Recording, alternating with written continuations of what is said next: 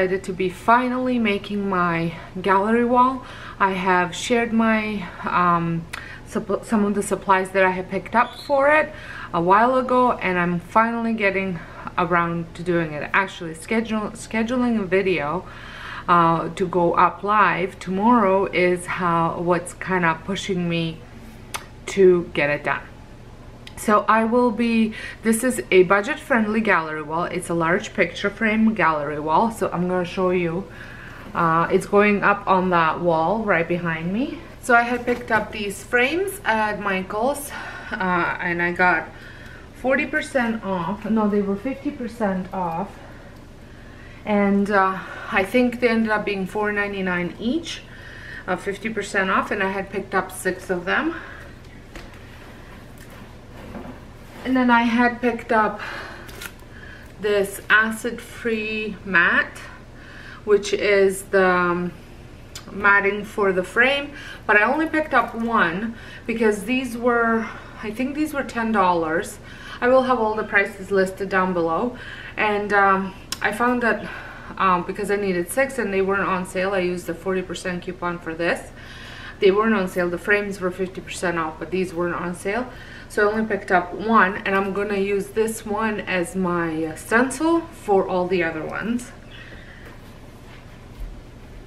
And then I picked up this Bristol board. It is the white poster board. It's fade and water resistant. Then this was 10 sheets for $9.99.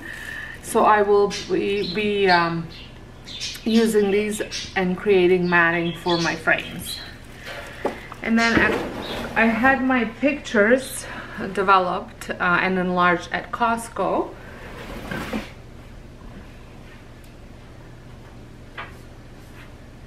And as a family, we used to vacation for many years at this one cottage that we used to rent.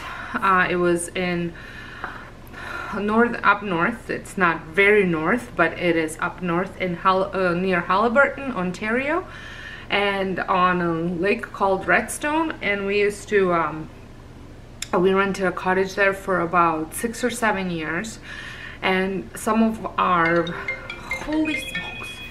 So we used to rent this cottage for 7 years, and some of our family's best memories come from here. So I wanted to kind of designate a wall for that. And we also used to take our dog with us there, who is no longer with us.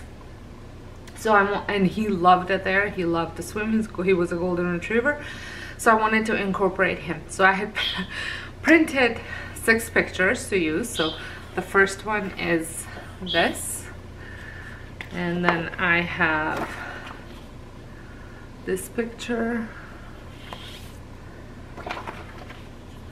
And I wanted it to be more of an art wall than actual like family pictures. I just really wanted to capture the scenery of the cottage, because I have albums made of what we've been doing at the cottage and stuff like that, but this was more to capture the scenery of the lake, the water.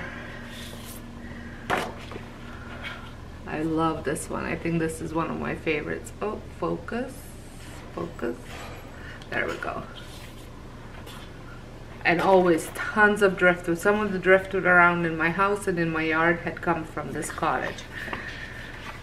So those are them. And then what also you need is some tacks, because I will be marking out before I actually drill holes in the wall and anchor them. I want to make sure that they are the way they are and the way that I like them. And then I'll need a measuring tape, scissors, a craft knife, and a pencil. So let's get started. So one thing that I forgot to mention, I'm going to be using this craft paper, and the purpose for this is I am going to measure out my frame, trace it, and then I'm going to cut it out, and I'm going to cut out 6 of them because I want to this is what's gonna be my guide to where the pictures are gonna go on the wall, kind of like a stencil, just because I don't, like I said, I don't want to mess it up where I'm putting them. So I'm gonna cut out 6 of these. Now I'm going to open this.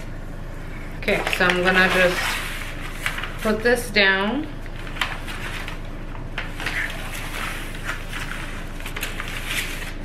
It's not very straight, but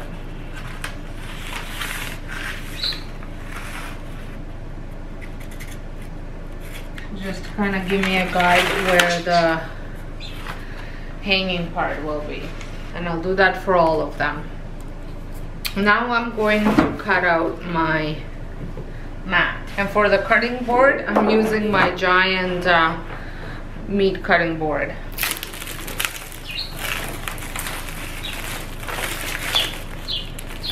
I think from what I remember, I cannot put 2 of them.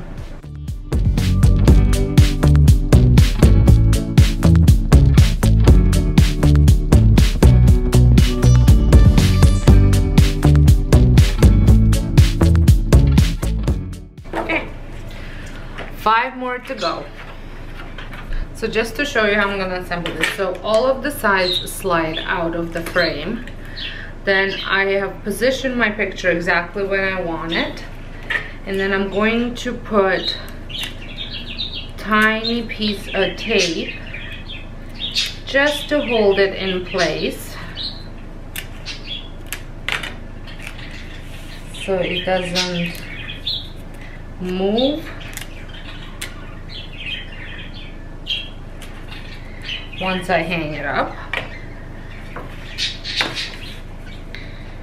And then that goes here, and then the cover.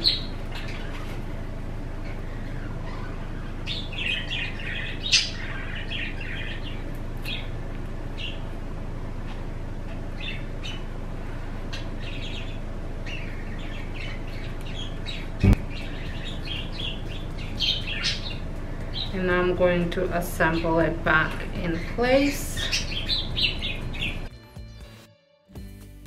Okay, there. And now I'm gonna repeat this for all of them.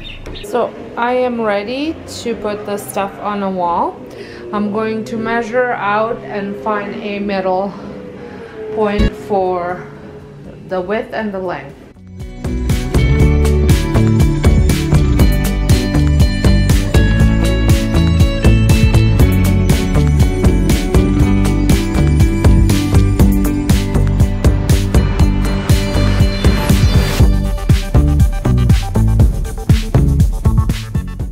So I've decided to use these instead of the ones that I cut out, just because these are more accurate. So what I did here is I took a tack and I just poked a hole right where the hanging part of the frame was.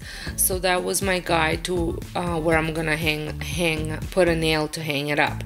So I pushed the tack into the wall, and then that left a mark, and that was my drill point for the screw.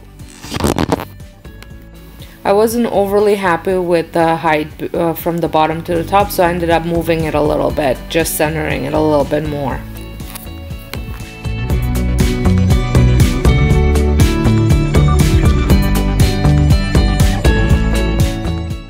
So I measured out the spacing between them there, and then I have measured out the equal amount of space from each side. Ended up getting this large level. I'm using the level to mark out the line, just so it's leveled where I'm gonna put the other frames.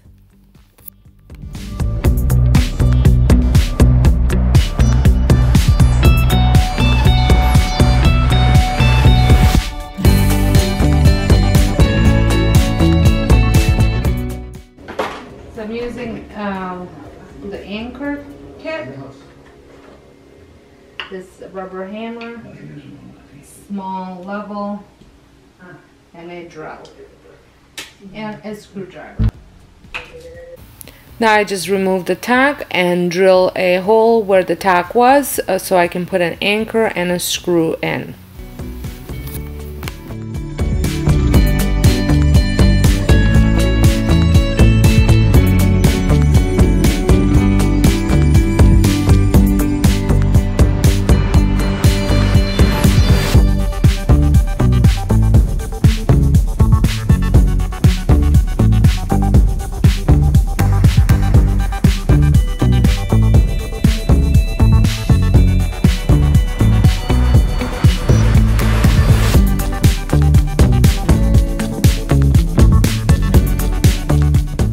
So the wall is done, and I am so happy with the way that it turned out.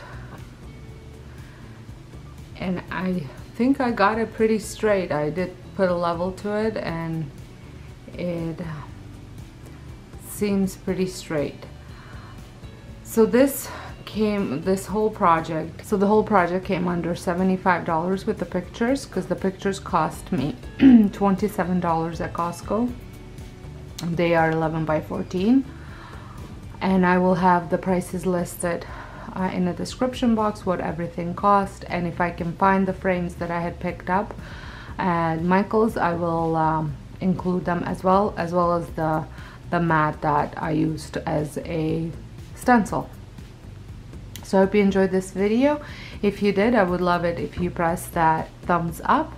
And if this is your first time stopping by, I would love it if you considered subscribing, pressing the notification button so you don't miss out any of my upcoming videos.